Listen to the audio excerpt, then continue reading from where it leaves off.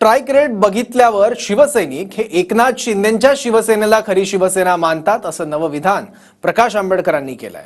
पाहूयात.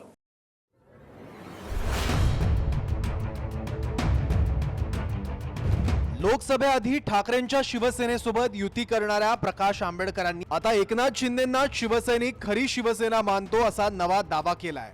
यासाठी आंबेडकरांनी लोकसभा निवडणुकीत पक्षांच्या राजकीय स्ट्राईक रेटचा दाखला दिलाय. म्हणजे लोकसभेत शिंदेंनी 15 जागा लढवून 7 जागा मिळवल्या.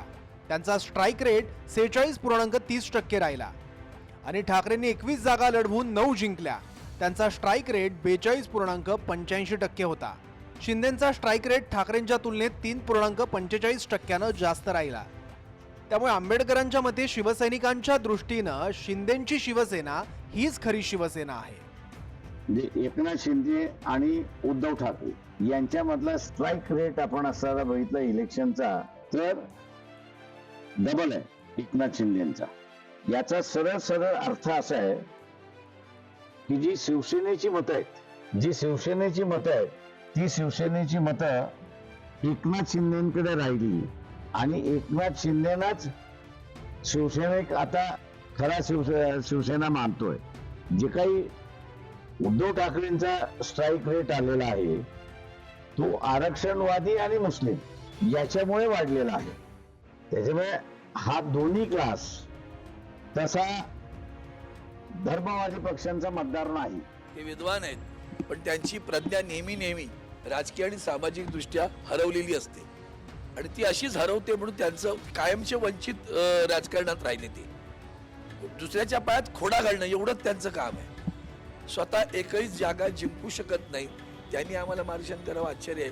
कदाचित अजूनही त्यांचे डोळे उघडले तर त्यांना कळेल महाराष्ट्राच्या विकासासाठी हातात हात देऊन पुढे जाणं, क्षणभर थोडं मागे राहणं, अट्टास न करणं, त्याग करणं आणि महाराष्ट्राचा विकास साधणं ही मूलभूत तत्त्व त्यांनी स्वीकारली तर खूप काही महाराष्ट्रात अजून घडू शकतं. प्रकाश आंबेडकर तुलनात्मक जागांऐवजी टक्केवारीचं गणित मांडतायत. आधीच्या तुलनेत विजयाचं गणित बघितल्यास निवडणुकीआधी ठाकरेंकडे फक्त 5 खासदार होते, ते अधिक 4 होऊन 9 झाले आहेत. शिंदेंकडे 13 खासदार होते, त्यात 6चं नुकसान होऊन ते 7 झाले. काँग्रेसकडे फक्त 1 खासदार होता, ते 12+ होऊन 13 झाले. भाजपचे 23 खासदार होते, त्यात 14चं नुकसान होऊन 9 राहिले.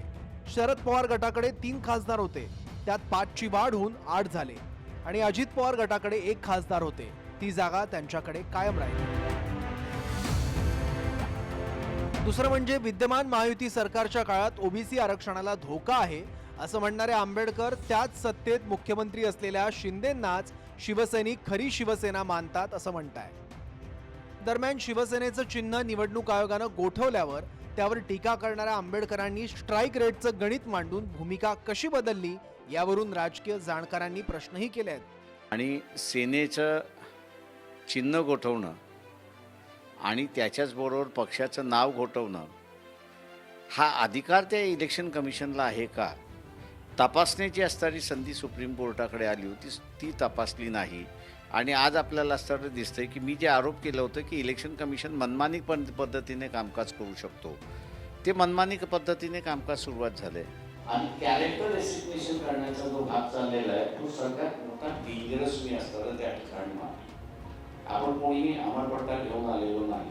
स्ट्राईक रेट आपण असा बघितला इलेक्शनचा तर डबल आहे एकनाथ शिंदेचा आणि एकनाथ शिंदेनाच शिवसेनेक आता खरा शिवसेना मानतोय. जे काही उद्धव ठाकरेंचा स्ट्राईक रेट आलेला आहे तो आरक्षणवादी आणि मुस्लिम याच्यामुळे वाढलेला आहे.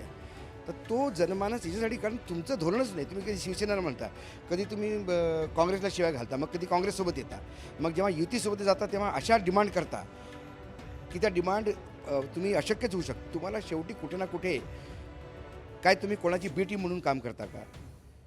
मत काटणारी एजन्सी म्हणून काम करता का? कारण तुम्ही स्वतः सत्तेत येताना दिसत नाही कुठे. आणि तुम्ही जर मागच्या वेळेला जर कोणा जरी एखाद्यासोबत एनडीए किंवा इंडिया कोणासोबत जरी गेले असते तर कमीत कमी एखाद सीट स्वतःची तरी आली असती. मग तुम्ही कोणासाठी मतं काटण्यासाठी काम करता का? त्यामुळे त्यांचं वक्तव्य हे फक्त हेडलाईनसाठी असतात. जनमानसामध्ये काही फार मोठा इम्पॅक्ट होईल असं मला वाटत नाही. Bureau report TV9 Marathi.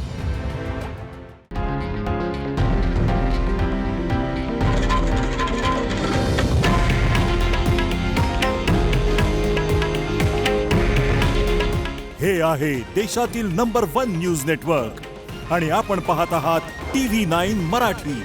काळजी तुमची, हित महाराष्ट्राचं.